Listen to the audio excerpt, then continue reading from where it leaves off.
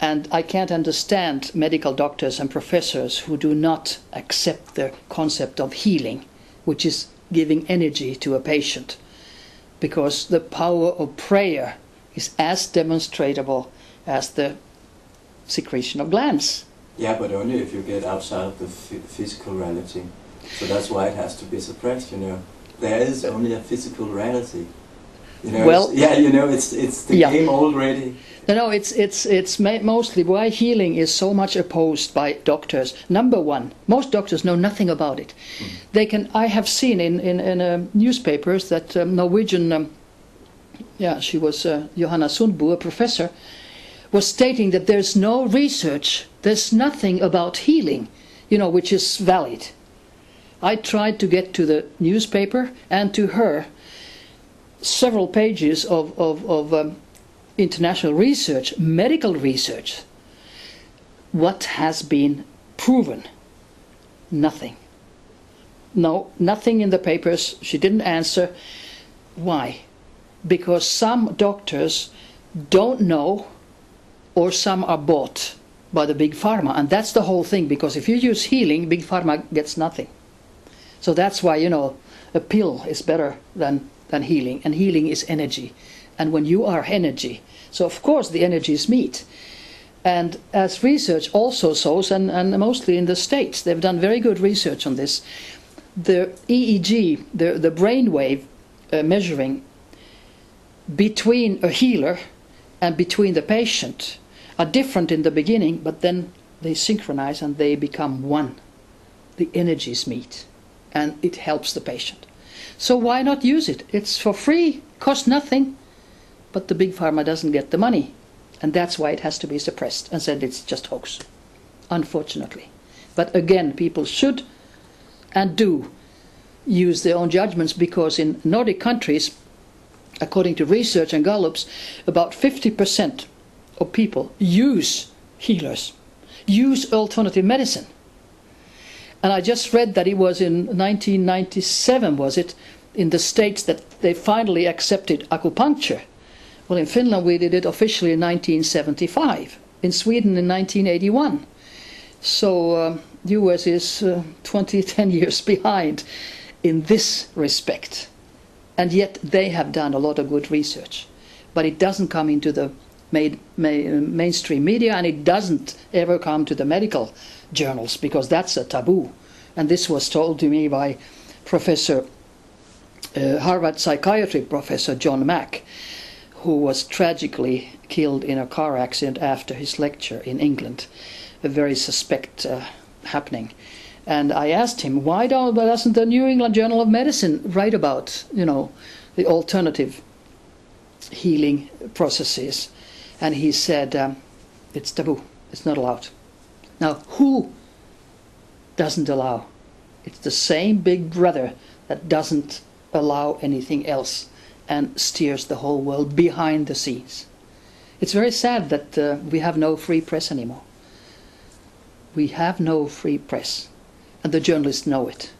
There are good journalists who would try to get something out. No. So people have to think for themselves, and like I said, they do, since they use 50% of alternative medicine already. And all Gallups around the world show also that majority of the people have extrasensory perception. That means they have paranormal experiences like telepathy, clairvoyance, contact with the energy of the dead, and that is not pathological, like psychiatry has often stated. Even in DSM-3, it was schizophrenia if you had telepathy or contact with the energy of the dead. And 41% of Icelanders, which is very acute now with the volcano erupting, Icelanders, 41% claim to have contact with the energy of the dead. And at that time DSM-3 said that it's a sign of schizophrenia. So psychiatry is on a totally false grounds, because it doesn't accept what it is to be a human being.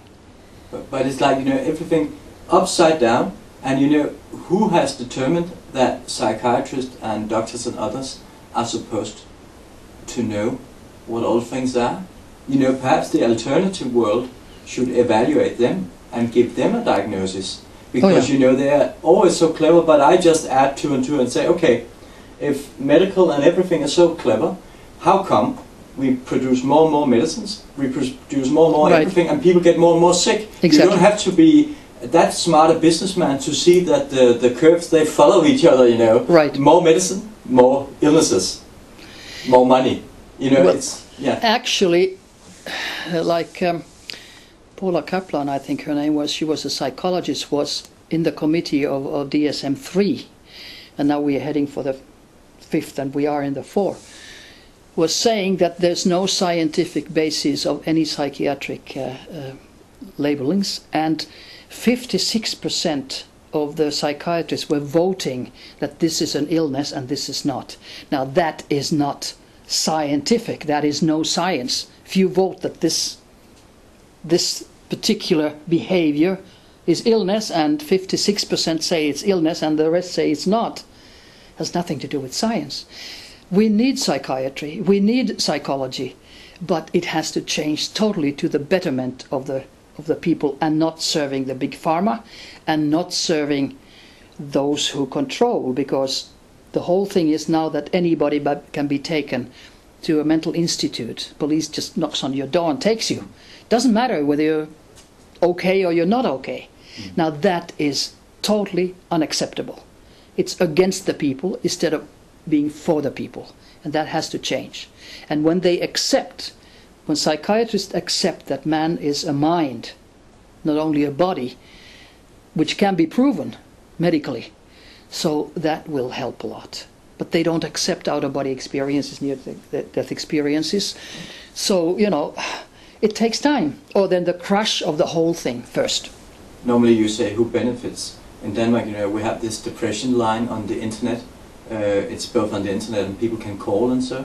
Yeah. And who funds this?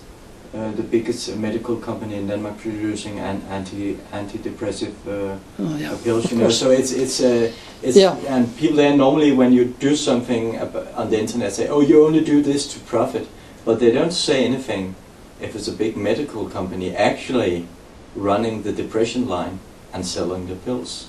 You know. That's very typical. Yeah, so Very it's all typical. over the world. It's yeah, the sure. same. It's the same. So people, if you know, everything is visible. So right, but people don't connect. Yeah, but if they go to the mirror, you know, they take the papers, go to the mirror, then they will see the truth in the mirror. You know, they have to mirror everything they're being presented to. You know, it's all there. It's all. You don't have to be Einstein. You can just read the papers. You can see, oh, 500,000 Danes are depressed. What's the cause? There's no cause.